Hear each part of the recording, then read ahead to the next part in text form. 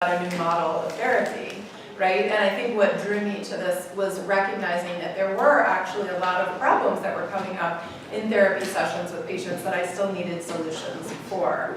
So one problem that we see in therapy where we sometimes feel stuck is if you have patients who drop out of therapy, who stop seeing you, and you don't even really know why. Like you'll be seeing a patient and they'll be coming and then they stop coming and you don't even know why. So we'll be talking a little bit about how you can address that using the model.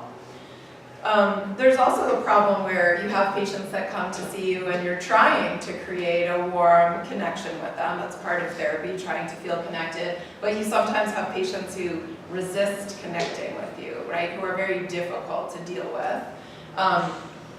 They can be sort of evasive, they don't want to talk about their problems, or you make suggestions and they don't do them, they don't follow through, and things like that. So the model also addresses how it gives you skills for creating a warm connection with patients and for dealing with resistance when patients kind of push back. Another thing that we see in our patients that can be really difficult is hopelessness. How many of you have patients that ever just are totally hopeless that anything will work? You can raise your hands. Yeah, this is really hard to sit with as a therapist, and it's hard to help your patients who are hopeless to make progress. And that's something that we address using some really great empathy skills that we'll talk to you about. There's also therapists who will see patients, as Angela was describing, kind of week after week, and you have a good connection with them, and you're very supportive, but you're not seeing change in symptoms. So maybe they come to you and they're really anxious or they're having panic attacks, and you're warm and you're caring, but still it's 3 months later and they're still having panic attacks. So this is a model that will give you lots of methods for actually bringing about change and measuring change across time.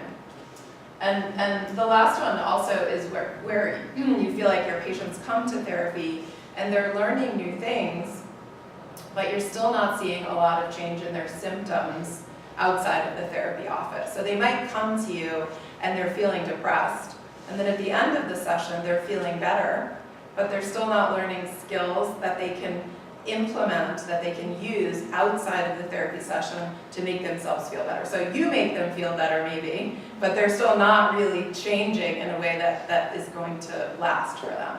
So these are just a list of some of the problems that we see in patients. Probably all of us see at least one or two of these problems. And then what we'll be showing you today is a model of therapy that helps to address many of these places that therapists get stuck in therapy. ¿Todo claro hasta ahora? ¿Alguna clarificación, algo que no se entendió?